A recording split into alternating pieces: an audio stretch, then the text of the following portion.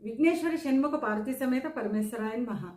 April మాసంలో గ్రహ సంచారం ఈ విధంగా ఉంది. రవి మీనంలో సంచారం చేస్తూ 14వ తేదీన మేషంలోకి ప్రవేశిస్తాడు. మిథునంలో సంచరిస్తున్న కుజుడు 3వ తేదీన కర్కాటకంలోకి ప్రవేశిస్తాడు. బుధుడు మీనంలో సంచారం చేస్తున్నాడు. గురువు వృషభంలో సంచారం చేస్తున్నాడు. శుక్రుడు మీనంలో సంచారం చేస్తున్నాడు. శని మీనంలో సంచారం చేస్తున్నాడు. రాహు మీనంలోను కేతువు కన్యలోను సంచారం చేస్తున్నారు. ఈ గ్రహస్థితిని ఆధారంగా చేసుకొని వృషభ రాశి వారికి ఏప్రిల్ మాస ఫలితాలు ఎలా ఉన్నాయో చిన్న చిన్న పరిహారాలు ఏం చేసుకోవాలో చూద్దాం.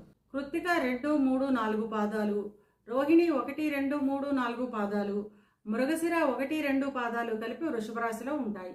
వృషభ రాశికి అధిపతి శుక్రుడు. వృషభ రాశి వారికి ఈ మాసం చాలా అనుకూలంగా ఉంటుంది.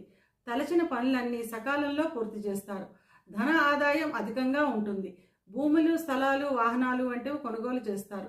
మొదటి వారంలో చిన్న చిన్న గొడవలు వచ్చే అవకాశం ఉంటుంది కనుక మాటను కొంచెం అదుపులో పెట్టుకోవడం చాలా అవసరం. రెండవ వారం నుంచి అంతా అనుకూలంగా ఉంటుంది. ఇక విద్యార్థుల విషయానికి వస్తే విద్యార్థులు చదువుపై ధ్యాస పెట్టి చదవడం చాలా అవసరం. స్నేహితులతో కొంచెం జాగ్రత్తగా ఉండాలి. విదేశాలకు వెళ్లే విద్యార్థులకు ఈ మాసం చాలా అనుకూలంగా ఉంటుంది. ఉద్యోగ ప్రయత్నం చేసేవారికి మొదటి 2 వారాల్లో ఉద్యోగం వచ్చే అవకాశం ఉంటుంది.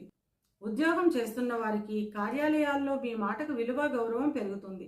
పై అధికారులు గుర్తింపు పొందుతారు. మొదటి 2 వారాల్లో ప్రమోషన్లు వచ్చే అవకాశం ఉంటుంది. ఇక వ్యాపారస్తుల విషయానికి వస్తే వ్యాపారాన్ని విస్తరించడం లేదా కొత్త వ్యాపారాన్ని ప్రారంభించడం వంటి పనులు చేపడతారు. వివాహ ప్రయత్నం చేసేవారికి ఈ మాసంలో వివాహం కుదిరే అవకాశం ఉంటుంది. వివాహం అయిన వారికి గృహంలో శుభకార్యాల నిమిత్తం అధిక ధన వ్యయం ఉంటుంది. సంతానానికి సంబంధించిన చిన్న చిన్న చికాకులు ఉంటాయి. కుటుంబంలో చిన్న చిన్న గొడవలు, విభేదాలు వచ్చే అవకాశం ఉంటుంది. 2వ వారం తర్వాత అన్నీ సర్దుమణుగుతాయి.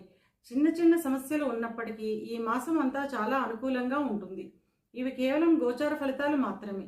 గోచార ఫలితాలు పూర్తిగా జన్మజాతక చక్రంపై ఆధారపడి పనిచేస్తాయి కనుక తమ జన్మజాతక చక్రాన్ని విశ్లేషణ చేయించుకోవాలి అనుకునేవారు కింది నెంబర్కి వాట్సాప్ చేసి కన్సల్టేషన్ తీసుకోండి. వృషభ రాశి వారు అనుకూలతను పెంచుకోవడానికి, ప్రతికూలతను తగ్గించుకోవడానికి సుబ్రహ్మణ్యేశ్వర స్వామికి అభిషేకం చేయించడం ద్వారా అంతా మంచే జరుగుతుంది.